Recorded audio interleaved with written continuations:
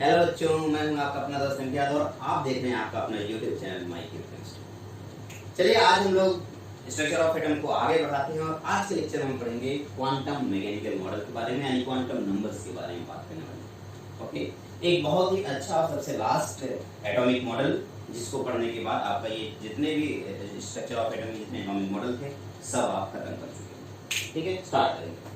Quantum mechanical model को बनाया था, क्वांटम मैकेनिक्स को बनाने वाले साइंटिस्ट का नाम है Werner Heisenberg and Erwin Schrodinger. Erwin Schrodinger and Werner Heisenberg ने मिलकर के क्वांटम मैकेनिक्स बनाया था। ये क्वांटम मैकेनिक्स पूरी तरीके से स्क्रॉडिंगर वेव इक्वेशन के ऊपर बेस्ड है। अब यहाँ पे स्क्रॉडिंगर वेव इक्वेशन में आपको बहुत सारे टर्म्स दिखाई दे रहे होंगे, जैसे कि आपको साई दिखाई दे रहा होगा, आपको ई दिखाई दे रहा होगा, एम दिखाई दे रहा होगा, वी दिखाई दे रहा होगा। ये सारी चीजें किसी न किसी चीज को रिप्रेजेंट करती हैं। मैं आपको बता दे रहा हूँ। साई आपका वेव फंक्शन रिप्रेजेंट करेगा, एम आपका mass of an electron represent कर रहा होगा, एच प्लैंक कांस्टेंट जिसके बारे में आप ऑलरेडी जानते हैं, वी आपका potential energy of an electron है, इलेक्ट्रॉन की पोटेंशियल एनर्जी। अब आप सोच रहे हैं इलेक्ट्रॉन की पोटेंशियल एनर्जी किसकी वजह से होती है? जब भी कभी इलेक्ट्रॉन किसी दूसरे इलेक्ट्रॉन के पास जाता है, इलेक्ट्रॉन इलेक्ट्रॉन के बीच में रिपल्सन होता है, या इलेक्ट्रॉन का किसी न्यूक्लियस से अट्रैक्शन होता है। इस अट्रैक्शन और रिपल्सन फोर्स की वजह से जो एनर्जी जनरेट होती है तो उसको इलेक्ट्रॉन का पोटेंशियल एनर्जी बोलते हैं। यहाँ पे इलेक्ट्रॉन का पोटेंशियल एनर्जी रिप्रेजेंट करने के लिए वी हमने यूज किया है। ये टोटल एनर्जी का मतलब इसमें काइनेटिक एनर्जी भी आ जाएगा और पोटेंशियल एनर्जी भी आ जाएगा। एक्स वाई जेड, जैसा कि आपको पता है ये इलेक्ट्रॉन का एक्स वाई जेड एक्सिस पे डिस्प्लेसमेंट है, और अगर आप एक्स एक्सिस की बात करते हैं तो हमने यहाँ पे एक्स लिखा है, वाई एक्सिस, जेड एक्सिस, और ये एच आपका प्लैंक कांस्टेंट है। इसको आप अपने कॉपी में नोट कर लीजिए, स्क्रॉडिंगर वेव इक्वेशन। क्वांटम मैकेनिक्स पूरी तरीके से स्क्रॉडिंगर वेव इक्वेशन पे बेस्ड है। जल्दी से इसको अपनी कॉपी में नोट कर लीजिए, फिर मैं आगे बढ़ता हूँ। ठीक है, चलिए मैं उम्मीद करूंगा अब तक आपने इसे नोट कर लिया होगा। इस पूरे स्क्रॉडिंगर वेव इक्वेशन को अगर हम ध्यान से देखें तो अगर इलेक्ट्रॉन कभी न्यूक्लियस के चारों तरफ मूव कर रहा है तो इलेक्ट्रॉन के मूवमेंट के डायरेक्शन, मूवमेंट के एक छोटे से पोर्शन को, एक छोटे से एरिया को मैं जूम करके आपको दिखाऊं तो आपको इलेक्ट्रॉन कुछ इस तरीके से मूव करते हुए दिखेगा, जस्ट लाइक अ वेव। यानी कि ये पूरी तरीके से वेव मैकेनिकल मॉडल है। एक तरीके से अगर देखा जाए तो स्क्रॉडिंगर वेव इक्वेशन जो है इसी से मैकेनिक्स पूरा बना है। तो इसका यही मतलब हो गया कि ये पूरी तरीके से वेव मैकेनिकल मॉडल। इसको हम सिंपल फॉर्म में लिख सकते हैं, हैमिल्टनियन ऑपरेटर, यहाँ पे एच यूज किया है, एच कैप का मतलब हो गया हैमिल्टनियन ऑपरेटर, एंड ई आपका यहाँ पे एनर्जी रिप्रेजेंट कर रहा है। इसको सिंपली हम ऐसे भी लिख सकते हैं। ई जो एनर्जी है उसमें काइनेटिक एनर्जी भी है और साथ ही साथ पोटेंशियल एनर्जी है। काइनेटिक एनर्जी आप सबको पता है क्या होता है? काइनेटिक एनर्जी जब कभी इलेक्ट्रॉन मूव करता है, लेकिन अगर मैं आपको पोटेंशियल एनर्जी के बारे में बताऊं तो पोटेंशियल एनर्जी से दो वजहों से हो सकता है।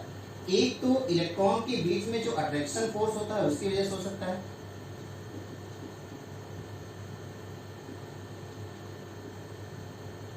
और हो सकता है कि इसके बीच में रिपल्सन फोर्स कहीं हो रहा होगा।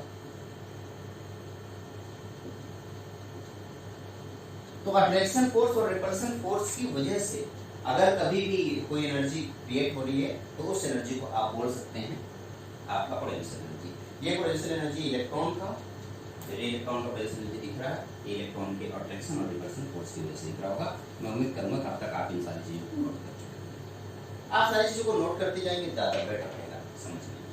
आप ये भी हैमिल्टनियन ऑपरेटर भी नोट कीजिए, ई भी नोट, या आप इस पूरे बड़े से इक्वेशन को आप सिंपल इस फॉर्म में लिख सकते हैं। अगर मैं आपसे कहूं कि इलेक्ट्रॉन, अगर सिंगल इलेक्ट्रॉनिक सिस्टम की बात करें तो हाइड्रोजन का जो इलेक्ट्रॉन है अगर वो ग्राउंड स्टेट में होगा तो उस टाइम पे आप देखेंगे कि वेवलेंथ बहुत ज्यादा हो रहा है कुछ इस तरीके से। लेकिन जैसे जैसे वो एक पोर्शन से दूसरी पोर्शन में जा रहा है, वो एक्साइटेड स्टेट में जा रहा है, आप देख रहे हैं वेवलेंथ कम होता जा रहा है। आप देखिए यहाँ पे इसका वेवलेंथ बहुत ज्यादा है, फिर जैसे जैसे आप और आगे बढ़ रहे हैं एक्साइटेड स्टेट में जा रहे हैं, इसका वेवलेंथ क्या होता जा रहा है, कम होता चला जा रहा है। ठीक है, तो ये वेवलेंथ कम होने का मतलब क्या हुआ? वेवलेंथ कम होने का मतलब एनर्जी इंक्रीज कर रही होगी, फ्रीक्वेंसी इंक्रीज कर रही है। यहाँ पे ये जो आपको एक्साइटेड स्टेट दिख रहा है, यानी कि n=1, n=2, n=3, n=4, ये सारी चीज क्वांटम नंबर्स हैं, इस वजह से इनको क्वांटाइजेशन ऑफ एनर्जी का नाम दिया गया, क्वांटाइजेशन ऑफ एनर्जी। और ये हर एक quantum number quantization of energy size से रिप्रेजेंट किया जाएगा, यानी कि वेव फंक्शन से रिप्रेजेंट किया जाएगा। ओके, आप इन सारे पॉइंट्स को जल्दी से नोट कर लें। ये सब के सब क्या है? Wave function. साइज=1, 2, 3, 4, आगे देखो psi 1 psi 2 psi 3 psi 4 ये wave function for n equals to 1, wave function for n equals to 2, wave function for n equals to 3, wave function for n equals to 4, wave function for n equals to 5। Okay, ऐसे ऐसे हम infinite तक जा सकते हैं। जैसे जैसे हम इनफाइनाइट तक जाते जाएंगे हम देखेंगे कि आप देखेंगे वेवलेंथ कम होता जा रहा है, और वेवलेंथ कम होता जा रहा है दैट मींस फ्रीक्वेंसी बढ़ती जा रही है, और फ्रीक्वेंसी बढ़ती जा रही है इसका मतलब क्या होगा, एनर्जी बढ़ती चली जाएगी। यानी कि जब भी कभी एक सेल से दूसरे सेल, दूसरे से तीसरे, तीसरे चौथे सेल में जा रहा होगा तो एनर्जी बढ़ती चली जाएगी। एक बहुत ही इंपॉर्टेंट पॉइंट है ये नोट करना कि यहाँ पे जो साइज दिखाई दे रहा है इसका कोई भी फिजिकल सिग्निफिकेंस नहीं है, there are no physical significance.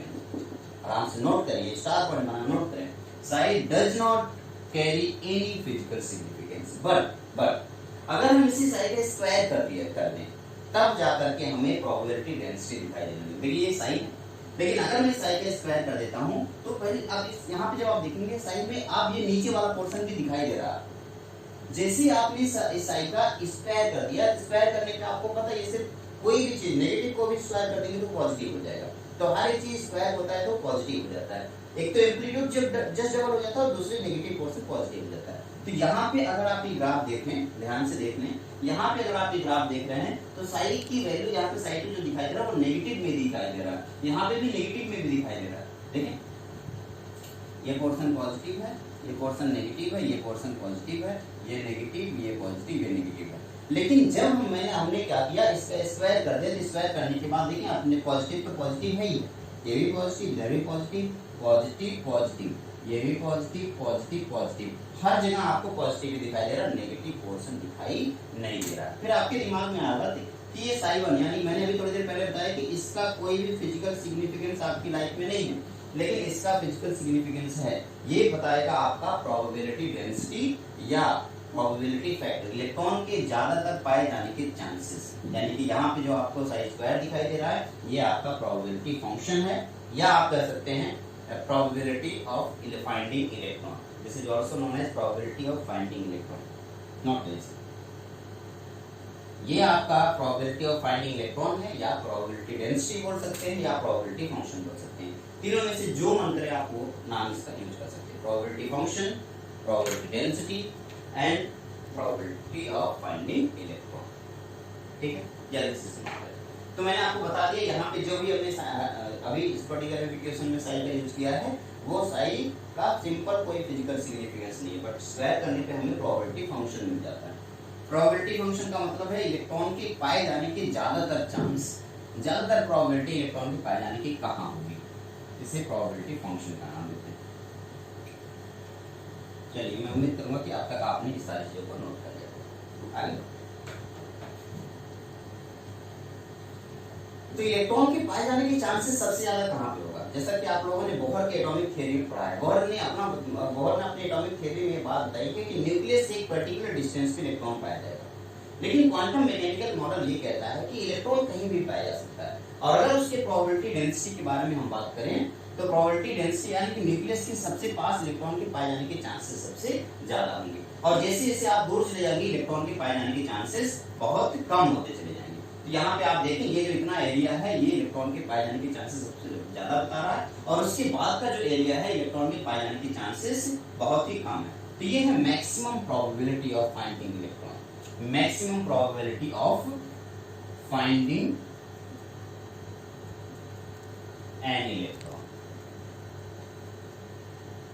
एक इलेक्ट्रॉन को फाइंड करने में, पता लगाने का सबसे ज्यादा प्रोबेबिलिटी आपको ये दिखाई दे रहा है।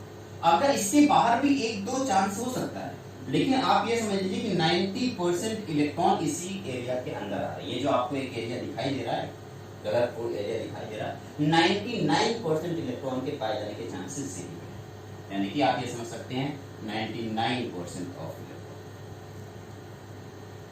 कि यहाँ पे पाए जाने के चांसेस ज्यादा है। इस 99% इलेक्ट्रॉन जहां से पाए जाने के चांसेस ज्यादा हो इसी को हम बोलते हैं ऑर्बिटल्स। ऑर्बिट नहीं, orbitals, this is known as orbitals. ठीक है, आगे से चाहे तो नोट कर सकते हैं। ये जो इलेक्ट्रॉन के पाए जाने के ज्यादातर चांस दिखाई दे रहे हैं यही आपकी प्रोबेबिलिटी डेंसिटी है। This probability density is also known as orbitals.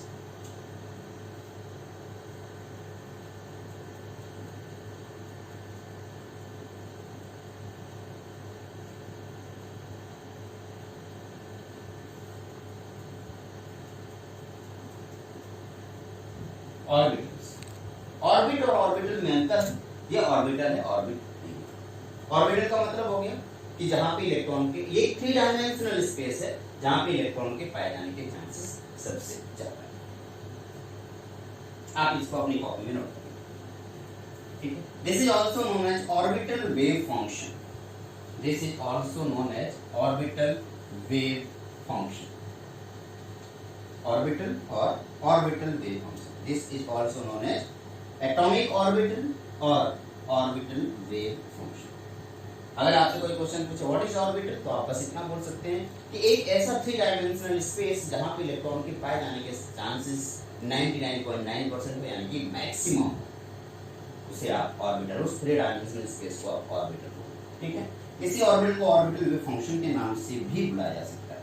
It is also known as orbital wave function and atomic orbitals. ये एटॉमिक ऑर्बिटल 3 डायमेंशनल स्पेस है जहां पे इलेक्ट्रॉन के पाए जाने के चांसेस ज्यादा होते हैं। अच्छा, बोहर ने एटॉमिक ऑर्बिटल के बारे में नहीं बताया था, उन्होंने ऑर्बिट के बारे में बताया था। ऑर्बिट और ऑर्बिटल में अंतर है। ये देखिए ऑर्बिट है, ये आपका ऑर्बिट है, और ऑर्बिट और ऑर्बिटल में थोड़ा सा अंतर है, इसके बारे में थोड़ा सा और डिटेल में हम बात करेंगे, ठीक है। ये पहले साई के बारे में हो गया और उसके बाद साई स्क्वायर का, और इलेक्ट्रॉन के पाए जाने के चांसेस जहां जहां पे ज्यादा दिखाई दिए वहां पे आपने ऐसा लिख दिया। अच्छा, अगर ये सिंगल इलेक्ट्रॉनिक सिस्टम के लिए होता तो ठीक था, लेकिन अगर हम मल्टीपल इलेक्ट्रॉनिक सिस्टम के लिए भी हम देखें तो मल्टीपल एटॉमिक ऑर्बिटल आपको यहाँ पे दिखाई देंगे, ठीक है। मल्टीपल एटॉमिक ऑर्बिटल का मतलब एक से ज्यादा एटॉमिक ऑर्बिटल आपको दिखाई दे सकते हैं, और ये पूरी तरीके से जो पूरा मैकेनिज्म है ये सिंगल इलेक्ट्रॉनों के लिए एप्लीकेबल तो हो सकता है, यानी एक इलेक्ट्रॉन के लिए एप्लीकेबल हो सकता है, लेकिन एक से ज्यादा इलेक्ट्रॉनिक सिस्टम के लिए एप्लीकेबल नहीं। यानी कि ये जो आपको वेव मैकेनिक्स आपको दिखाई दिया, ये भी आपका एक से ज्यादा इलेक्ट्रॉनिक सिस्टम के लिए एप्लीकेबल नहीं हो सकता। बट वेव मैकेनिकल मॉडल के लिए जब हम बात करेंगे तो हमें अगर क्वांटम नंबर मिल जाए तो क्वांटम नंबर हमें मल्टीपल इलेक्ट्रॉनिक सिस्टम को एक्सप्लेन करने में हेल्प कर सकता है, ठीक है। लिथियम, यानी कि इसके पास आप देखेंगे ज्यादा इलेक्ट्रॉन है, तो इसके इलेक्ट्रॉन ज्यादा होने की वजह से एक्सपेरिमेंटल वैल्यू जब देखा गया, एक्सपेरिमेंटल डेटा देखा गया, तो उसमें एक से ज्यादा ऑर्बिटल पाए गए, एक से ज्यादा ऑर्बिटल होने के चांसेस हो सकते हैं। तो कोई जरूरी नहीं कि आप ये कह सकते हैं कि एक ही सिंगल ऑर्बिटल होगा, नहीं, एक से ज्यादा इलेक्ट्रॉन हो सकते हैं। वो डिपेंड करता है कि इलेक्ट्रॉन उसके कोई भी जो एटम आपने लिया है उस एटम के पास कितने इलेक्ट्रॉन है, ठीक है। जब आप बात करेंगे हाइड्रोजन की तो अलग, और जब भी आप बात करेंगे बोरॉन, कार्बन और फ्लोरीन के लिए, तो हाइड्रोजन के लिए प्रिंसिपल क्वांटम नंबर भी दिखाई देता है, क्योंकि सिर्फ एक ही ऑर्बिटल आपको दिखाई देता है, प्रिंसिपल क्वांटम नंबर जिसको हम बोलते हैं। लेकिन अगर हम बात करें बोरॉन की, अगर हम बात करें कार्बन की, अगर हम बात करें फ्लोरीन या एक से ज्यादा इलेक्ट्रॉन वाले सिस्टम की बात करें, तो उसमें प्रिंसिपल क्वांटम नंबर के साथ साथ एक नया क्वांटम नंबर ऐड होता है जिसका नाम है एजीमुथल क्वांटम नंबर। यानी कि यहाँ पे हमें एक नई चीज ढूंढनी पड़ेगी और वो है आपकी क्वांटम नंबर, ठीक है। हाइड्रोजन के लिए सिर्फ प्रिंसिपल क्वांटम नंबर है, लेकिन उसके बाद की बाकी चीजों के बारे में बात करें तो उसमें प्रिंसिपल क्वांटम नंबर के साथ साथ एजीमुथल क्वांटम नंबर भी दिख रहा है। तब आपके दिमाग में एक नया बात आएगा, आखिर ये क्वांटम नंबर क्या है। इस क्वांटम नंबर को पढ़ने के लिए हमें पढ़ना होगा quantum mechanical model of atom. जल्दी से हेडिंग डालें, फटाक से हम लोग इसे पढ़ेंगे, quantum mechanical model of atom. Quantum mechanical model of atom के लिए हमें वापस से उस श्रोडिंगर वेव इक्वेशन को फिर से समझना होगा। जब हम उस श्रोडिंगर वेव इक्वेशन को सॉल्व करने की कोशिश करेंगे तो सॉल्व करने के बाद हमें नई नई चीजें दिखाई देंगी।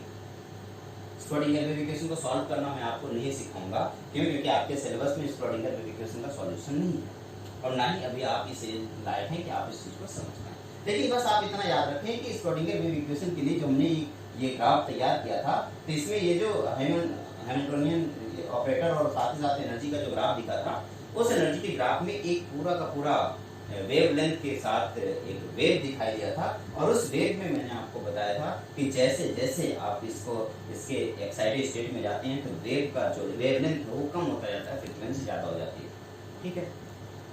वो सारी बातें तो ठीक है, लेकिन अगर मैं आपसे ये कहता कि जो हाइजेनबर्ग की अनसर्टेनिटी प्रिंसिपल है, क्या हाइजेनबर्ग की अनसर्टेनिटी प्रिंसिपल को ये फॉलो कर रहा है या नहीं कर रहा है? आइए चेक करते हैं। बिल्कुल, अगर इलेक्ट्रॉन कुछ इस तरीके से मूव करेगा तो अलग बात है, हाइजेनबर्ग के अनसर्टेनिटी प्रिंसिपल को फॉलो नहीं कर सकता। लेकिन अगर इलेक्ट्रॉन कुछ इस तरीके से मूव कर रहा है तो कहीं यहाँ है, कहीं यहाँ है, कहीं यहाँ है, तो वो एक वेव की तरह चल रहा होगा, और अगर वो एक वेव की तरह चल रहा है तो हाइजेनबर्ग के अनसर्टेनिटी प्रिंसिपल को फॉलो कर रहा है।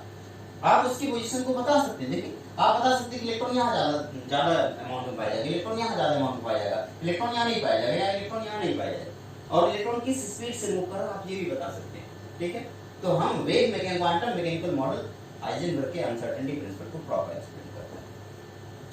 क्वांटम मैकेनिकल मॉडल में आप देखें जैसे कि यहाँ पे न्यूक्लियस है, तो न्यूक्लियस यहाँ पे अगर आप मल्टीपल इलेक्ट्रॉनिक सिस्टम के बारे में बात करेंगे तो ये मल्टीपल इलेक्ट्रॉनिक सिस्टम के लिए भी एप्लीकेबल होगा। उसमें अलग अलग ऑर्बिटल पाए जाएंगे, सिंगल एक ऑर्बिटल नहीं बल्कि एक से ज्यादा ऑर्बिटल पाए जाने के चांसेस। इस एक से ज्यादा इलेक्ट्रॉन ऑर्बिटल के अंदर जो इलेक्ट्रॉन का फिलिंग होगा वो इलेक्ट्रॉन की filling 1s 2s 2p 3s 3p के हिसाब से होगा। इसको हम बाद में आउट प्रिंसिपल के नाम से पढ़ेंगे, उसकी चिंता आप लोग ना करें। आइए स्टार्ट करते हैं। जब मैंने अब एक प्रॉपर थोड़ा सा एक डिफरेंस है जिसको बहुत ज्यादा आसान जरूरी है जान लेना। ऑर्बिट और ऑर्बिटल में क्या अंतर है? ऑर्बिट आपका 2 डायमेंशनल है, आप उसे 2 डायमेंशन के तरीके से दिखा सकते हैं, वो 3D नहीं है। लेकिन जब हम ऑर्बिटल के बारे में बात करेंगे तो ऑर्बिटल आपका 3 डायमेंशनल है। ये इलेक्ट्रॉन का 3 डायमेंशन स्पेस बताता है, जबकि ऑर्बिट आपका सिर्फ 2 डायमेंशन स्पेस बताता है। इसलिए बोहर का जो ऑर्बिट आपको दिखाई दे रहा है इसीलिए फेल हो गया। ठीक है, अब इस क्वांटम मैकेनिकल मॉडल को समझने के लिए हमें पढ़ना पड़ेगा क्वांटम नंबर। क्वांटम नंबर तब आया था जब हम लोगों ने श्रोडिंगर वेव इक्वेशन को सॉल्व किया। अब आप सोच रहे हैं कि आप सॉल्व करके क्यों नहीं दिखा रहे हो? नहीं दिखा सकता सॉल्व करके, क्योंकि आपके सिलेबस में नहीं है और आपको अभी ये बात समझ में भी नहीं है। अभी हम क्वांटम नंबर को हम डिवाइड करेंगे तो क्वांटम नंबर को डिवाइड करते इसमें 4 quantum number, basically 3 quantum number starting में आया था, बाद में एक चौथा क्वांटम नंबर भी हमें दिखाई दिया था। कौन कौन सा क्वांटम नंबर है? Principal quantum number, azimuthal quantum number and magnetic quantum number. ये क्वांटम नंबर इसके शेप, साइज और ओरिएंटेशन के हिसाब से डिवाइड किए गए हैं। किसी भी इलेक्ट्रॉन का जो ऑर्बिट होगा किस शेप में होगा, उस ऑर्बिट का साइज क्या होगा और उस ऑर्बिट का ओरिएंटेशन क्या होगा, इस ऑर्बिट के शेप, साइज और ओरिएंटेशन के बेस पे हम क्वांटम नंबर को अलग अलग तरीके से डिवाइड करेंगे। ठीक है, पहला क्वांटम नंबर होगा जो प्रिंसिपल क्वांटम नंबर कहलाएगा, दूसरा quantum number azimuthal quantum number कहलाएगा और तीसरा क्वांटम नंबर होगा आपका मैग्नेटिक क्वांटम नंबर। काफी सालों के बाद एक नया क्वांटम नंबर डिस्कवर हुआ जिसे हम स्पिन क्वांटम नंबर कहेंगे, और इस स्पिन क्वांटम नंबर में आप देखेंगे कि इलेक्ट्रॉनों की स्पिन दिखाई देगी। इलेक्ट्रॉनों की स्पिन के बारे में हम बात करेंगे। अब आप सोच रहे हैं कि इलेक्ट्रॉनिक का जो स्पिन है वो क्या है, यानी कि जिस तरीके से अगर आपको सन के चारों तरफ आपने कभी प्लेनेट देखा होगा तो सन के चारों तरफ जैसे प्लेनेट घूमता है या फिर अर्थ घूमता है, उसी तरीके से कहीं इलेक्ट्रॉन भी इसके चारों तरफ घूम रहा होगा। ठीक है, तो एक एक क्वांटम नंबर को हमें डिटेल में पढ़ना होगा। कौन कौन सा क्वांटम नंबर है? Principal quantum number, azimuthal quantum number, magnetic quantum number and spin quantum number. Simply अगर आपसे पूछा जाए व्हाट इज क्वांटम नंबर, तो आप बस इतना बोल सकते हैं, quantum number is address of electron.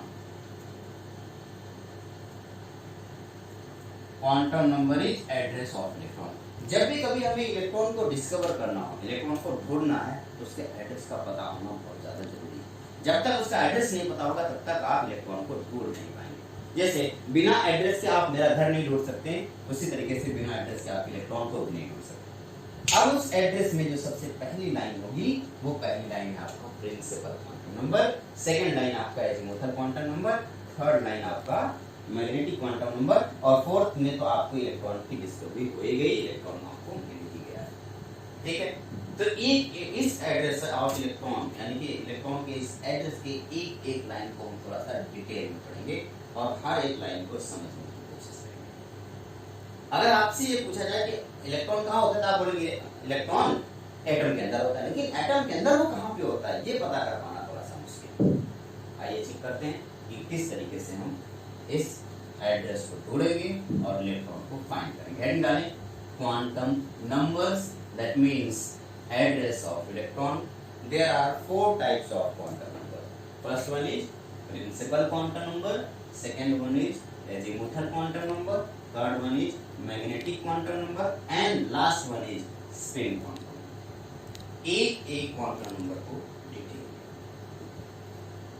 Note करें।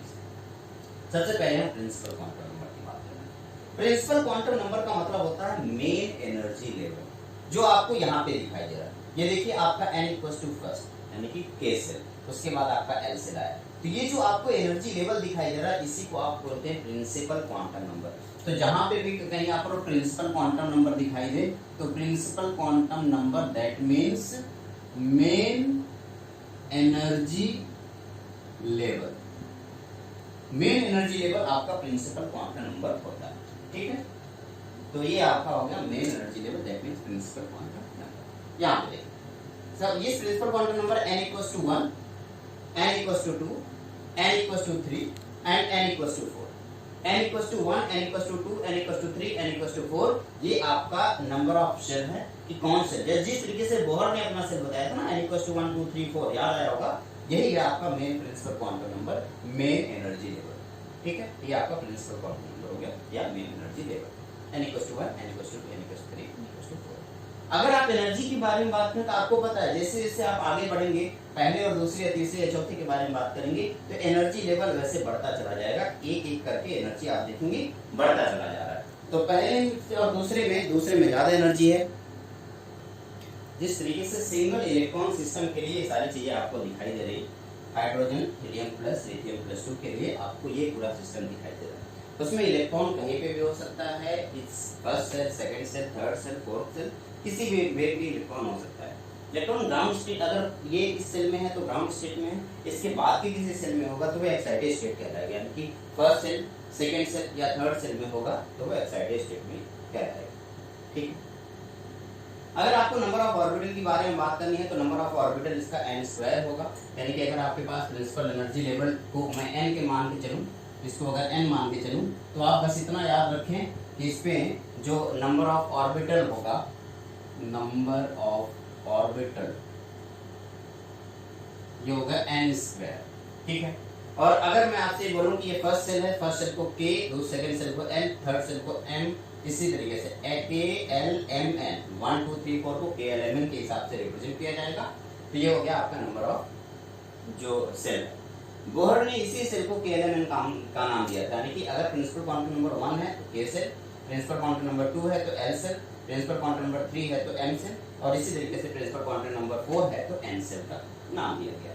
अच्छा, नंबर ऑफ इलेक्ट्रॉन के बारे में बात करें तो नंबर ऑफ इलेक्ट्रॉन बोहर के ही अकॉर्डिंग 2 8 18 32 यानी कि 2n² के हिसाब से नंबर ऑफ इलेक्ट्रॉन बताए जा सकते हैं। तो number of orbital n² and number of electron 2n²। तो आपके ऊपर है, आप अगर नंबर ऑफ इलेक्ट्रॉन देखना चाह रहे हैं तो फर्स्ट सेल में 2, सेकंड सेल में 8, थर्ड सेल में 18 एंड फोर्थ सेल में 32 इलेक्ट्रॉन्स पाए जाएंगे, ओके। तो आप ये भी पॉइंट नोट कर लें, number of orbital n² and number of electron 2n²। जितना ऑर्बिटल होगा उसी को जस्ट डबल कर दीजिए, नंबर ऑफ इलेक्ट्रॉन हो जाएगा। नंबर ऑफ इलेक्ट्रॉन हो गया 2n²। ये हो गया आपका principal quantum number n = 1, n = 2, n = 3, n = 4। अगर आप एनर्जी ऑर्डर के बारे में बात करेंगे तो एनर्जी ऑर्डर सबसे ज्यादा आपका k का सबसे कम होगा, l का, उसके बाद m का, उसके बाद n का। जैसे जैसे आप आगे बढ़ेंगे आप देखेंगे एनर्जी लेवल बढ़ता चला जा रहा है। तो एनर्जी सबसे k का सबसे कम होगा, उसके बाद l का, फिर m का और फिर n का, k l and n, ये आपके एनर्जी लेवल हो गया। फिर से एक बार मैं आपको सारी बातें बता दूं। प्रिंसिपल क्वांटम नंबर का मतलब होता है मेन एनर्जी लेवल, इसको n से रिप्रेजेंट करते हैं। इसी को जो बोहर ने ऑर्बिट का नाम दिया था, इसी को बोहर ने ऑर्बिट का नाम दिया था। अगर नंबर ऑफ ऑर्बिटल की बात करें तो ऑर्बिटल एक 3 डायमेंशनल स्पेस है और ऑर्बिट एक 2 डायमेंशनल सर्कल है जहाँ पे इलेक्ट्रॉन के पाए जाने के चांसेस होते हैं। तो अगर इसमें नंबर ऑफ ऑर्बिटल के बारे में बात करेंगे तो इस मेन एनर्जी लेवल में प्रिंसिपल क्वांटम नंबर को अगर n माने तो नंबर ऑफ ऑर्बिटल n² होगा, नंबर ऑफ इलेक्ट्रॉन 2n² होगा, और नंबर ऑफ अगर एनर्जी लेवल की बात करें तो KLMN में सबसे ज्यादा एनर्जी n का, फिर m का, फिर l का, फिर k का। ऐसे ऐसे और आगे बढ़ते चले जाएंगे g और बाकी सारे जो जितने भी एनर्जी लेवल आएंगे उन सबके एनर्जी बढ़ती हुई चली जाएगी, ओके। इसके बाद आप जरा ध्यान से देखें, मैं यहाँ पे एक नई चीज बताने की कोशिश करूंगा। अगर मैं आपसे ये बोलता कि यहाँ पे मैं ऐसे लिख देता कि प्रिंसिपल क्वांटम नंबर, और यहाँ पे मैं उसका शेल लिख देता कि कौन सा शेल है, और उसी हिसाब से मैं इसमें ऑर्बिटल लिख देता, इसके कितने ऑर्बिटल होंगे, इसमें नंबर ऑफ ऑर्बिटल और नंबर ऑफ इलेक्ट्रॉन, अगर मैं ऐसे लिखने की कोशिश करूं तो मैं ऐसे लिख सकता हूं। आप कहेंगे प्रिंसिपल क्वांटम नंबर 1, तो मैं कहूंगा k शेल की बात कर रहे हैं। और अगर आप k शेल की बात करें तो 1 का स्क्वायर यानी कि नंबर ऑफ ऑर्बिटल कितना होगा, 1 होगा।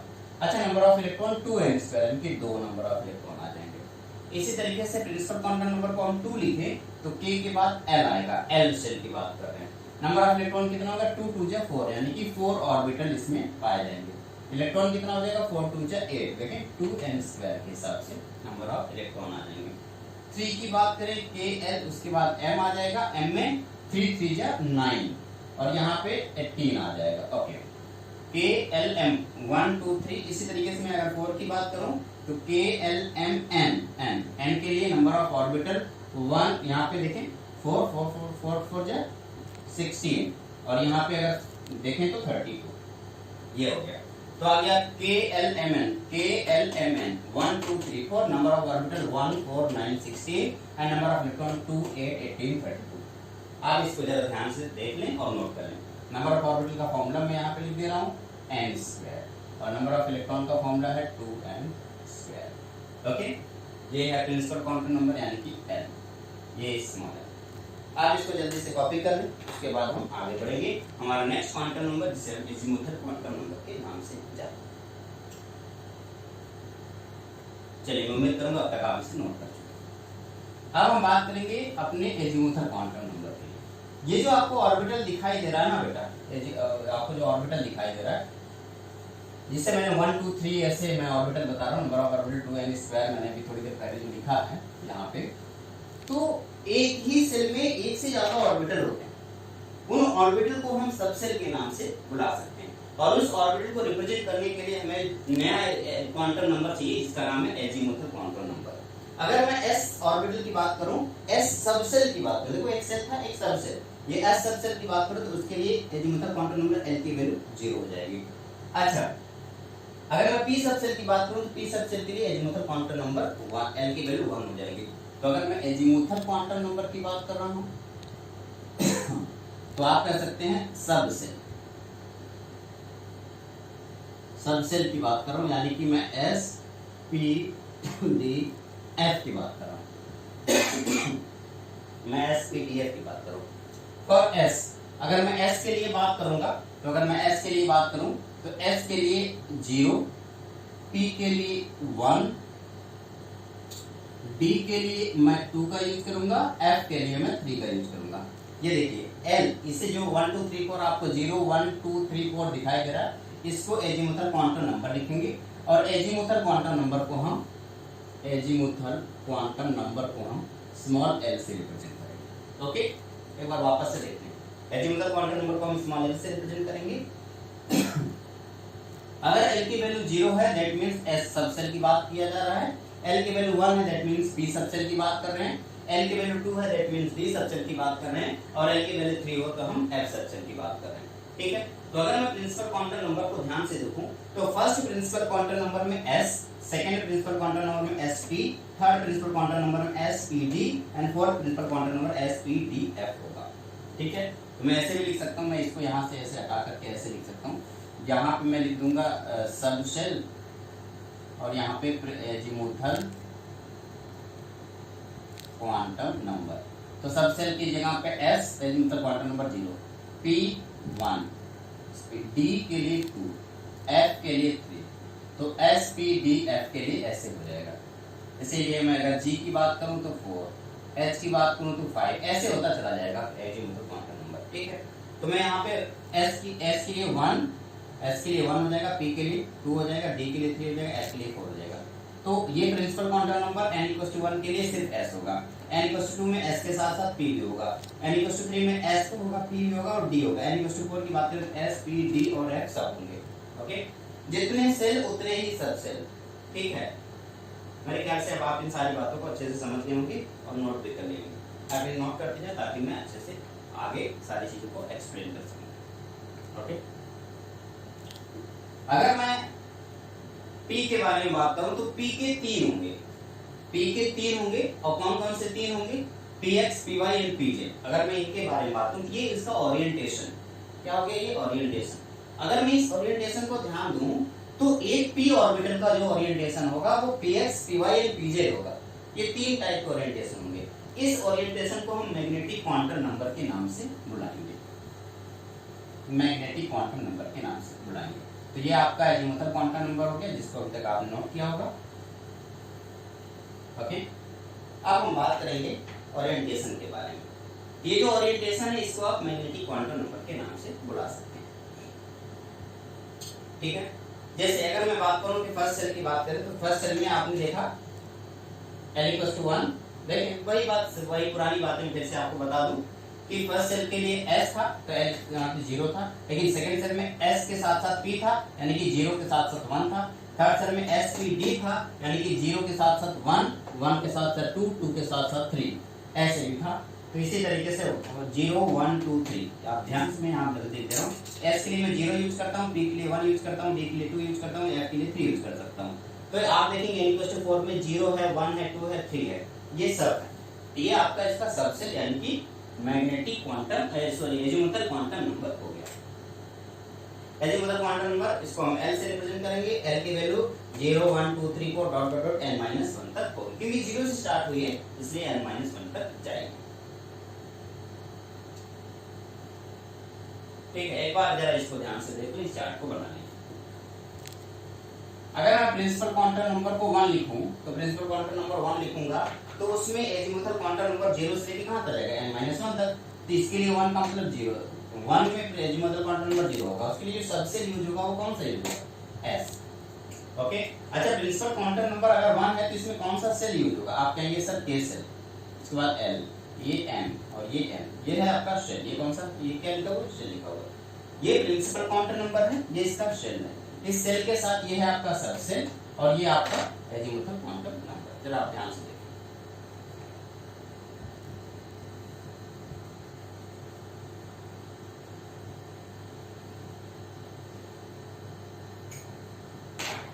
ठीक है, तो हो गया। इस तरीके से आपने एजीमुथल क्वांटम नंबर, सबसेल और प्रिंसिपल क्वांटम नंबर के बीच में रिलेशन देख लिया, कैसे कैसे एजीमुथल क्वांटम नंबर, सबसेल और प्रिंसिपल क्वांटम नंबर को हमने दिखाया।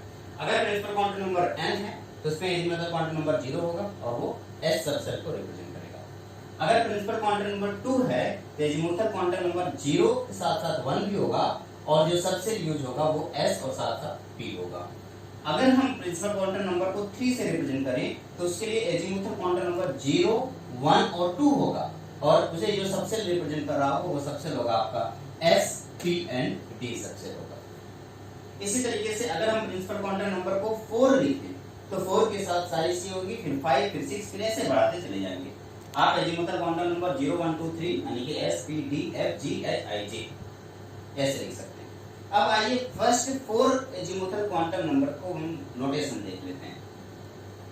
S दैट मींस उसका जो फुल नेम है वो है sharp, P means principal, D means diffused and F means fundamental.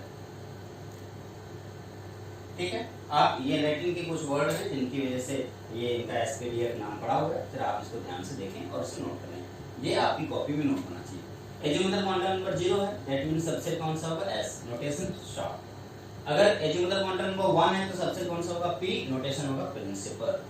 अगर एजीमुथल क्वांटम नंबर 2 है तो सबसेल कौन सा होगा, d, और नोटेशन होगा डिफ्यूज्ड। एजीमुथल क्वांटम नंबर 3 है, सबसेल होगा f, एंड नोटेशन होगा fundamental. Sharp, principal, diffused and fundamental. जल्दी से इसको अपनी कॉपी में नोट करें।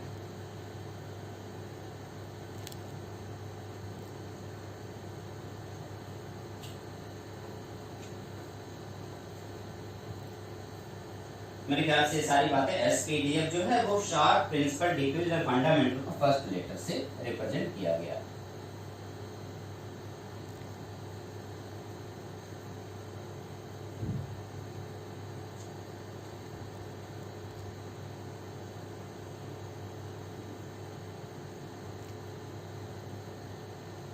ठीक है, ये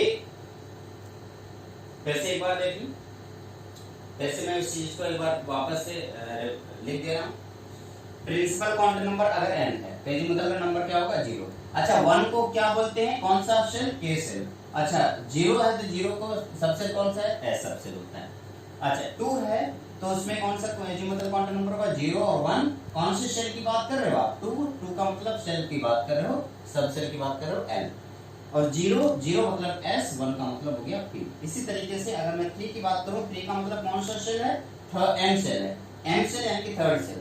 अच्छा 0 से मतलब S को रिप्रेजेंट किया, 1 का मतलब हो गया P, 2 का मतलब हो गया D, ऐसे रिप्रेजेंट कर दिया।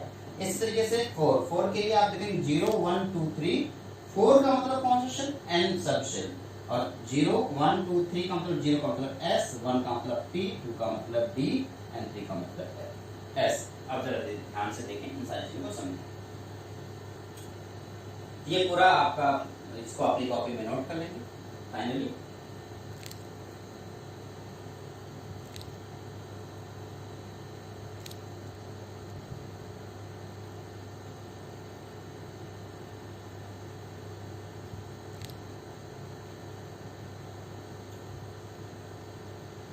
मैं उम्मीद करूंगा कि अब तक आपने इसको नोट कर लिया होगा। तो ये आपने देखा कि अगर मैं शेल की बात करता हूं तो फर्स्ट शेल में एक सबसेल होता है, सेकंड सेल में 2 सबसेल होता है, थर्ड सेल में 3 सबसेल होता है, फोर्थ सेल में 4 सबसेल होता है। अगर मैं एनर्जी के बारे में बात करूं, एक ही सेल की एनर्जी, जैसे कि फोर्थ सेल के लिए अगर सबसेल की एनर्जी की बात करूं तो जैसे जैसे आप आगे बढ़ते जाएंगे एनर्जी इंक्रीज करती चली जाएगी। यानी कि सबसे ज्यादा एनर्जी किसकी होगी, F की, फिर D की, फिर P की और फिर S की। ये आपकी एनर्जी लेवल हो गया। आप इसको भी नोट करें। अच्छा, ये जो जब इलेक्ट्रॉन मूव करेगा तो इलेक्ट्रिक फील्ड और साथ ही साथ मैग्नेटिक फील्ड दोनों जनरेट करता है। ये जो मैग्नेटिक फील्ड जनरेट हो रहा है ना, वो ओरिएंटेशन बताएगा कि ये जो आपका सबसेल है, S subshell, P subshell, D subshell, ये और किस डायरेक्शन में ओरिएंट हो रहा है, यानी कि इसका ओरिएंटेशन क्या क्या है। इसे एक्सटर्नल मैग्नेटिक फील्ड में देखा जा सकता है। अगर आपने इसको एक्सटर्नल मैग्नेटिक फील्ड में प्लेस कर दिया तो एक्सटर्नल मैग्नेटिक फील्ड में आप इसको ध्यान से देख सकते हैं।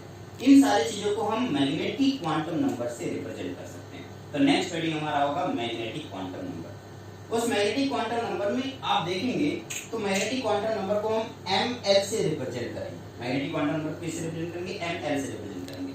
इसका मतलब ये होगा कि जब हमने इन लाइनों को एक्सटर्नल मैग्नेटिक फील्ड में रखा तो ये अलग अलग चीजों में स्प्लिट हो गई।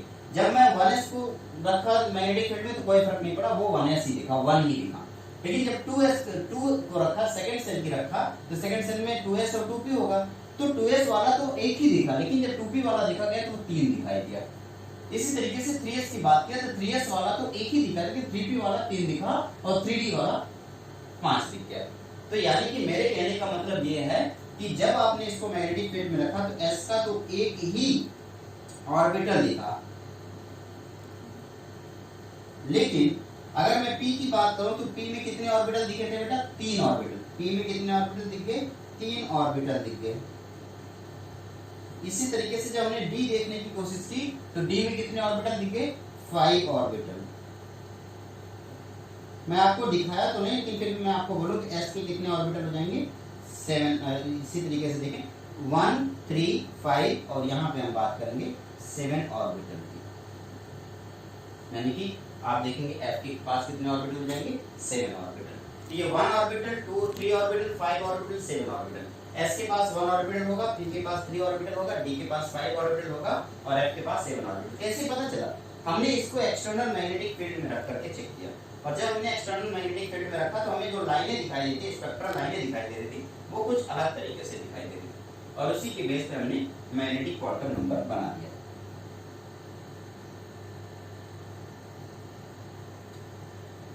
अगर हम इन ओरिएंटेशन को मैक्सिमम नंबर से रिप्रेजेंट करें कि maximum number of preferred orientation होगा, तो उसका फॉर्मूला है 2l+1।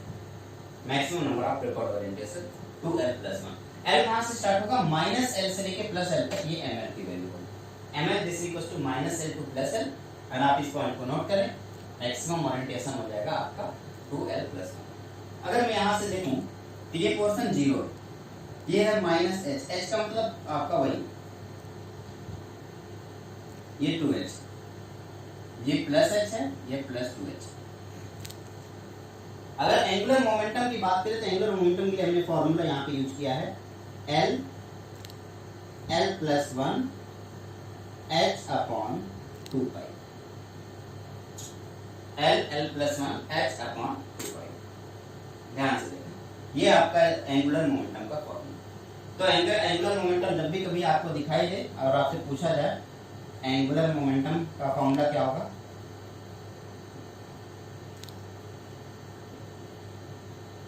हो सकता है इसको म्यू से आप रिप्रेजेंट कर सकते हैं। तो mu this equals to under root l l plus one h upon 2। ये आपका एंगुलर मोमेंटम का फॉर्मूला है। जरा इन तीनों पॉइंट को जल्दी से नोट करें। एम की वैल्यू जो मैक्सिमम होगा वो कितना होगा, 2l प्लस वन। कहाँ से शुरू होगा, माइनस एल से शुरू होगा, कहाँ तक जाएगा, प्लस एल तक जाएगा। और उसके साथ जो एंगुलर मोमेंटम आएगा वो आ जाएगा L l plus one h upon 2 पाई। ठीक है। एम एल की वैल्यू 0 हो सकती है, एम एल की वैल्यू -1 हो सकती है, एम एल की वैल्यू -2 हो सकती है। इसी तरीके से ऊपर +1 और +2 हो सकती है। ये तब के लिए होगा जब एल की वैल्यू क्या होगी, 0। तो एल की वैल्यू 0 होगी तो एम एल की वैल्यू कहां से कहां तक, सॉरी एल की वैल्यू 2 होगी तो एम एल की वैल्यू कहां से कहां तक जा सकती है। If l this is equal to 0, तो एम एल की वैल्यू क्या आ जाएगी, जरा बताएं। एम एल की वैल्यू हुई, एम की वैल्यू जो आ गई वो क्या आएगी, 0। लेकिन एल की वैल्यू 1 कर दूं तो m की वैल्यू कितनी आएगी, आप देखेंगे -1 0 एंड +1। अच्छा, अगर l की वैल्यू मैं 2 कर दूं तो m की वैल्यू क्या आएगी, जरा बताइए। आप कहेंगे सर l की जगह -2 कर दो, तो -2 -1 0 +1 +2। अच्छा, l की वैल्यू अगर मैं 3 कर दूंगा तो m की वैल्यू क्या आएगी, आप कहेंगे सर -3 -2 -1 0 +1 +2 +3। ये है आपका पूरा डिटेल। अच्छा, L की वैल्यू 0 है, इसका मतलब किसकी बात कर रहे हैं, आप S सबसेट की बात कर रहे हैं। S सबसेट, L की वैल्यू 1 यानी कि P सबसेट की बात कर रहे हैं, L की वैल्यू 2 यानी कि D सबसेट की बात कर रहे हैं, F की वैल्यू 5 3 यानी कि F सबसेट की बात कर रहे हैं। ठीक है, तो आप जरा देखें S सबसेट में कितने ऑर्बिटल है, एक सिंगल ऑर्बिटल। P सबसेट में 0 1 2 3 ऑर्बिटल है। यहाँ पे कितने ऑर्बिटल हो गए, 3 ऑर्बिटल हो गए। ये देखिए, ये यहाँ पे कितने ऑर्बिटल हो गए, 5 ऑर्बिटल हो गए। तो डी में कितने ऑर्बिटल हो गए, 5 ओरिएंटेशन दिखाई दिया, 5 ऑर्बिटल हो गए। इसी तरीके से अगर मैं एफ की बात करूं तो उसमें 7 ऑर्बिटल, अभी थोड़ी देर पहले मैंने लिखा था 3 4 5 6 7 ऑर्बिटल। देखिए ये हो गया, ये पोर्शन आपको दिखाई दे रहा है। ये maximum number of preferred orientation है 2l + 1। एंगुलर मोमेंटम है, म्यू की वैल्यू है √l l + 1 h अपॉन 2 पाई। जल्दी से इन सारे पॉइंट को नोट करें, उसके बाद आगे बढ़ें। ये इसका एंगुलर मोमेंटम इधर पोर्शन दिख रहा है। चलिए, मैं उम्मीद करूंगा तब तक आपने इसको नोट कर लिया हो। अब मैं आगे बढ़ता हूं।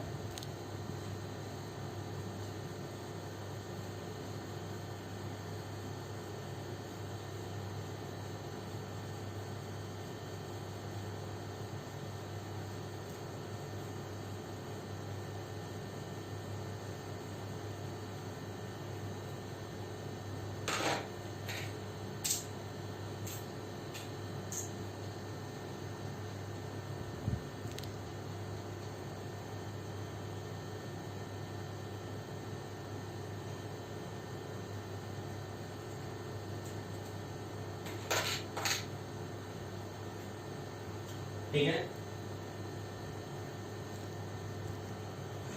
सारी बात पॉइंट मेरे ख्याल से तक आप लोगों ने नोट कर लिया हो। अब हम आगे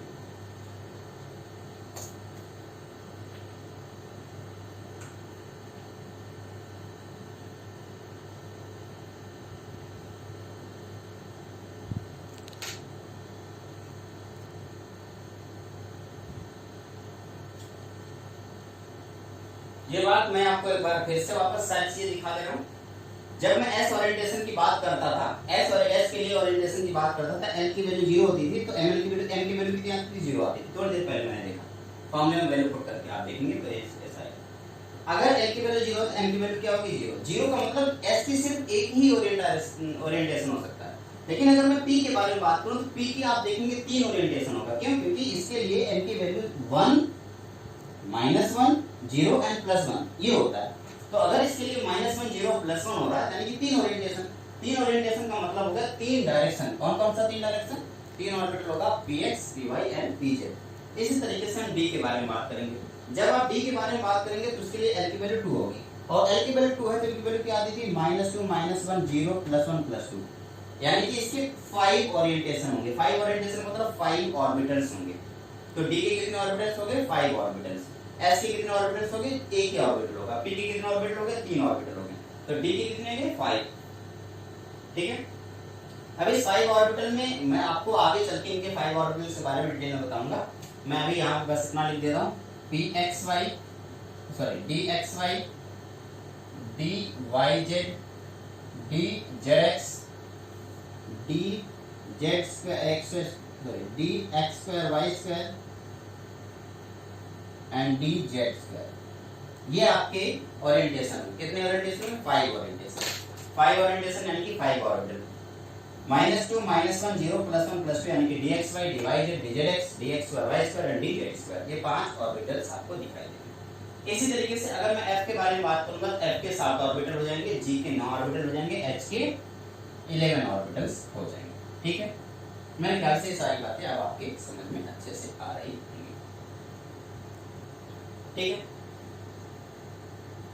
तो ये आपका मैग्नेटिक क्वांटम नंबर होगा। इस मैग्नेटिक क्वांटम नंबर को आपने डिटेल में देखा, प्रिंसिपल क्वांटम नंबर देखा, उसके बाद आपने एजीमुथल क्वांटम नंबर देखा, फिर आपने मैग्नेटिक क्वांटम नंबर देखा। एक बात और देखें, ये जो px py pz है इन सबकी एनर्जी इक्वल है, px की py की pz की तीनों की एनर्जी इक्वल है। तो ऐसे ऑर्बिटल जिनकी एनर्जी आपस में इक्वल होती है उसको डीजनरेटेड ऑर्बिटल का नाम दिया जाता है, यानी कि px py pz ये सब एक दूसरे के डीजनरेटेड ऑर्बिटल्स हैं। तो कोई भी ऐसे ऑर्बिटल जिनकी एनर्जी सेम होगी उन्हें क्या बोलेंगे, डीजनरेटेड ऑर्बिटल्स बोलेंगे। ओके, एक लास्ट में टेबल बनाएंगे आप फटाफट, उसके बाद हम आगे बढ़ेंगे। प्रिंसिपल क्वांटम नंबर 1 2 3 4 के लिए, अच्छा 1 के लिए जो मतलब क्वांटम नंबर क्या था 0, 2 के लिए 0 1, 3 के लिए 0 1 2, 4 के लिए 0 1 2 3। अच्छा s का तो s हो गया 0, s का तो s हो गया, p का तो 3 हो गया, p के कितने हो गए 3। कौन कौन से p के 3 होते हैं मेरे ख्याल से भी थोड़ी देर पहले मैंने आपको बताया। चलो मान लिया एक px हो गया, एक py हो गया और एक pz हो गया, ऐसे मैंने मान लिया। इसी तरीके से जब हम d के 5 के बारे में बात करेंगे तो d के 5 कौन कौन से जरा आप बता सकते हैं, 1 2 3 4 5। याद कीजिए d के 5 हैं तो d के वो 5 कौन कौन से हैं, एक dxy, एक dyz, एक dzx, एक dx2 y2 एंड एक dz2। इस तरीके से होगा। इसी तरीके से f के 7 हो जाएंगे, मैं उन 7 के नाम आपको अभी नहीं बता सकता क्योंकि वो हमारे सिलेबस में नहीं। ठीक है, बस आप इतना याद रखिए कि f के 7 ऑर्बिटल हो जाएंगे ऐसे। तो ये मैग्नेटिक क्वांटम नंबर होगा। मैग्नेटिक क्वांटम नंबर का मतलब क्या होगा, माइनली ऑर्बिटल रिप्रेजेंट करेंगे, ओरिएंटेशन रिप्रेजेंट करेंगे, तो ऑर्बिटल किन किन डायरेक्शन में जा सकता है, उसका ओरिएंटेशन क्या क्या हो सकता है। जल्दी से अपनी कॉपी में नोट कर लीजिए, उसके बाद आगे बढ़िए। चलिए मैं उम्मीद करूंगा तब तक आपने इसे नोट कर लिया। ठीक है, इस तरीके से आपने देखा एनर्जी, शेप एंड ओरिएंटेशन सबको ये क्वांटम मैकेनिकल मॉडल यानी कि ये क्वांटम नंबर्स बहुत ही आसानी से रिप्रेजेंट कर सकते हैं, बहुत ही आसानी से। एनर्जी रिप्रेजेंट करने के लिए क्या हो रहा है, एनर्जी रिप्रेजेंट कौन कर रहा है, एनर्जी कौन रिप्रेजेंट कर रहा है, आप कहेंगे principal quantum number energy represent करता है, जिसको हम किससे रिप्रेजेंट करते हैं, एन से। अच्छा शेप कौन रिप्रेजेंट करता है जल्दी बताएं, आप कहेंगे sir azimuthal quantum number, azimuthal quantum number ये शेप रिप्रेजेंट करता है। इसको किससे रिप्रेजेंट करते हैं, एल से रिप्रेजेंट करते हैं, ये शेप बताता है। अच्छा ओरिएंटेशन कौन बता रहा है, आप कहेंगे सर मैग्नेटिक क्वांटम नंबर ये ओरिएंटेशन बता रहा है, इसको किससे रिप्रेजेंट करेंगे, एन से रिप्रेजेंट करेंगे, ये ओरिएंटेशन बता रहा है। ठीक है, तो शेप एनर्जी कौन बताता है, प्रिंसिपल क्वांटम नंबर, शेप कौन बताता है, एजीमुथल क्वांटम नंबर, और ओरिएंटेशन कौन बताता है, मैग्नेटिक क्वांटम नंबर ओरिएंटेशन बता रहा है। काफी दिनों के बाद ये सारी चीजें तो ठीक है चल रही थी, सब अच्छा था, लेकिन कुछ दिनों के बाद दो साइंटिस्ट आए, उन लोगों ने एक नई चीज जनरेट की। उन्होंने अलग अलग तरीके से इसको ध्यान से देखा और एक नया क्वांटम नंबर जनरेट किया जिसको हम स्पिन क्वांटम नंबर कहते हैं। लेकिन स्पिन क्वांटम नंबर को जानने से पहले एक बार सारी चीजें फिर से देखिए। अब बोहर के ऑर्बिटल इलेक्ट्रॉनिक मॉडल में कैसे चलते हैं, एटॉमिक मॉडल में, तो बोहर का एटॉमिक मॉडल ये कहता था यहाँ पे एक सेल है, उसके बाद एक दूसरा सेल, उसके बाद तीसरा, उसके बाद चौथा सेल। लेकिन मैं आपको कह रहा हूँ कि ये जो मैकेनिकल मॉडल है, वेव मैकेनिकल मॉडल, ये कहता है कि के में सिर्फ एक सेल है लेकिन एल में दो सेल है। के में तो एक ही सेल है लेकिन जब आप एल की बात करेंगे तो एल में दो सेल, देखें K में एक सेल है जबकि L में कितने सेल है, 2 सेल है। जब आप बात करेंगे M में 3 सेल होंगे। K में एक ही सेल है, ये K है, ये आपका L है, ये आपका M और ये आपका आगे बस M का कीजिए है। तो K में सिंगल एक ही सेल दिख रहा है, ये देखें। L में कितने सेल दिख रहे हैं, 2 सेल दिख रहे हैं। अच्छा M में कितने सेल दिख रहे हैं, 1 2 3 सेल दिख रहे हैं। तो K में 1 सेल, M में 2 सेल, M में 3 सेल, N में इसी तरीके से 4 सेल दिखाई देंगे। कौन कौन से 4 सेल, S P D और F, 4S 4P 4D और 4F, ठीक है। हाँ ठीक, ये तो आपका बेसिक बात है। अगर आप चाहें इसको नोट कर सकते हैं KLM में और इसे बना भी सकते हैं, लेकिन अगर आप नहीं बनाना चाहते कोई बात नहीं। इन 3 ऑर्बिटल के बाद 3 क्वांटम नंबर के बाद चौथा क्वांटम नंबर आया, इसको इन दोनों साइंटिस्टों ने मिलकर के बताया। इन्होंने कहा कि जिस तरीके से अर्थ के सन के चारों तरफ अर्थ रोटेट कर रहा होगा, उसी तरीके से न्यूक्लियस के चारों तरफ इलेक्ट्रॉन रोटेट करता है, कुछ इस तरीके से, सेम वैसे। इसको स्पिन क्वांटम नंबर बोलते हैं, ठीक है। इस स्पिन क्वांटम नंबर में कहने का मेरा मतलब ये हुआ कि जब इलेक्ट्रॉन ऐसे रोटेट कर रहा होगा तो वो 2 तरीके से रोटेट करेगा। एक तो क्लॉकवाइज रोटेट कर सकता है, एक एंटी क्लॉकवाइज रोटेट कर सकता है। अब जब ये क्लॉकवाइज या एंटी क्लॉकवाइज रोटेट कर रहा होगा तो वो एक, अगर क्लॉकवाइज रोटेट कर रहा है, देखिए ये क्लॉकवाइज है, वो क्या है, एंटी क्लॉकवाइज रोटेट कर रहा है, ध्यान से देखिए। और इससे मैग्नेटिक फील्ड देखिए, ये इसकी जो मैग्नेटिक फील्ड जनरेट होगी ये कुछ इस तरीके से, और इसकी मैग्नेटिक फील्ड कुछ इस तरीके से जनरेट हो रही होगी। तो अगर इनको एक सेल में रख दिया जाए, तो ये दोनों एक दूसरे के मैग्नेटिक फील्ड को कैंसिल कर सकते हैं। देखिए इसकी वजह से मैग्नेटिक फील्ड ये डायरेक्शन में जनरेट हो रही है, इसके लिए मैग्नेटिक फील्ड इस डायरेक्शन में जनरेट हो रही है। तो अगर इन दोनों को एक साथ रख दिया जाए, एक ऑर्बिटल के अंदर रख दिया जाए, तो आप कहेंगे सर इन दोनों ने अपने मैग्नेटिक फील्ड की वजह से एक दूसरे के मैग्नेटिक फील्ड को कैंसिल कर रहे हैं। और जब ये एक दूसरे के मैग्नेटिक फील्ड को पूरी तरीके से कैंसिल कर देंगे, तब आप ये कह सकते हैं ये एक सेल में रखे जा सकते हैं, बिल्कुल रखे जा सकते हैं। जो क्लॉकवाइज डायरेक्शन में उसको ms प्लस हाफ से रिप्रेजेंट किया था, अब ये इसका ये मतलब आधा नहीं, ये टोटल मैग्नेटिक जो है, टोटल जो मैग्नेटिक फील्ड मान लो m है या 1m है, तो 1m का half magnetic field clockwise direction में होगा, half magnetic field anti clockwise direction में होगा। ये टोटल अगर मैग्नेटिक फील्ड 1 है, एक ऑर्बिटल के अंदर जो मैग्नेटिक फील्ड है वो 1 है या सिंगल है, तो उस 1 का 1 हाफ पॉइंट यानी कि 0.5 प्लस वाले डायरेक्शन में जा रहा होगा, यानी कि ये वाला डायरेक्शन, और आधा है जो एंटी क्लॉकवाइज डायरेक्शन में जा रहा है, यानी कि हाफ वाले में जा रहा होगा। इस तरीके से ये जो प्लस और माइनस की बात कर रहे हैं वो आपका डायरेक्शन बता रहा है। और हाफ का मतलब होगा कि ओवरऑल एक ऑर्बिटल की अगर हम बात करेंगे तो एक ऑर्बिटल, देखें ये एक ऑर्बिटल, इस पूरी ऑर्बिटल में जो मैग्नेटिक फील्ड जनरेट हो रहा होगा, उस मैग्नेटिक फील्ड का 50% अपवर्ड डायरेक्शन में, 50% डाउनवर्ड डायरेक्शन। अपवर्ड का मतलब हो गया प्लस और डाउनवर्ड का मतलब हो गया माइनस। इस वजह से इसको प्लस हाफ और इसको माइनस हाफ से रिप्रेजेंट किया गया है। ये इलेक्ट्रॉन की स्पिन बताता है, प्लस हाफ और माइनस हाफ। इस तरीके से टोटल 4 टाइप की हमने चीजें पढ़ी। इन सारी चीजों के बाद अगर आपके दिमाग में ये बात आ गया कि एनर्जी एंड शेप, ये जो ऑर्बिटल है, इन ऑर्बिटल की एनर्जी के बारे में और इनके शेप के बारे में क्या आप कुछ बता सकते हैं? अभी तक तो बस आपको सारी चीजें बताई गई है कि ऑर्बिटल जो जनरेट में, S orbital, P orbital, D orbital, F orbital, इन ऑर्बिटल के अंदर कहीं पे इलेक्ट्रॉन पाया जाता है, और वो भी एक ऑर्बिटल के अंदर 2 इलेक्ट्रॉन हो सकता है मैक्सिमम, 2 से ज्यादा नहीं हो सकता। एक इलेक्ट्रॉन अपवर्ड डायरेक्शन, एक इलेक्ट्रॉन डाउनवर्ड डायरेक्शन। लेकिन ये तो आपका पूरा का पूरा क्वांटम नंबर है। जाते जाते बस आपको मैं इतना बताऊं, अगर आपको इलेक्ट्रॉन ढूंढने जाना है तो सबसे पहले आप कहाँ पहुंचेंगे? प्रिंसिपल क्वांटम नंबर में जाएंगे। प्रिंसिपल क्वांटम नंबर के अंदर, ये प्रिंसिपल क्वांटम नंबर यानी कि आप कह सकते हैं शेल में आप गए। सेल के अंदर आप जाएंगे एजीमुथल क्वांटम नंबर यानी कि सब सेल के अंदर आप जाएंगे, सब सेल के अंदर जाएंगे। अच्छा, जब आपने सेल से सब सेल तक पहुंचे तब भी आपको इलेक्ट्रॉन नहीं मिलेगा। इलेक्ट्रॉन सब सेल के बाद आपको मिलेगा मैग्नेटिक क्वांटम नंबर में। मैग्नेटिक क्वांटम नंबर यानी कि सब सेल के बाद आपको ओरिएंटेशन ऑफ सब सेल यानी कि ऑर्बिटल दिखेगा आपको, ऑर्बिटल। अब इस ऑर्बिटल में भी इलेक्ट्रॉन नहीं मिलेंगे। इस ऑर्बिटल, हाँ, इसी ऑर्बिटल में इलेक्ट्रॉन मिल जाएंगे, लेकिन वो इस ऑर्बिटल के अंदर, जैसे कि प्रिंसिपल क्वांटम नंबर आपको, मैग्नेटिक क्वांटम नंबर आपको दिख गया, इसमें जो इलेक्ट्रॉन पाए जाएंगे वो कुछ इस तरीके से पाए जाएंगे। एक अपवर्ड एक डाउनवर्ड। तो यहाँ पे अपवर्ड डाउन को आप करेंगे प्लस हाफ और इसको आप बोलेंगे माइनस हाफ। ये ओरिएंटेशन हो गया, ये किस डायरेक्शन में ये इलेक्ट्रॉन चल रहा है। इसको आप स्पिन क्वांटम नंबर के नाम से बुला सकते हैं। ये 4 टाइप के क्वांटम नंबर है। सबसे पहले आप कहाँ जाएंगे, प्रिंसिपल क्वांटम नंबर यानी कि सेल में जाएंगे।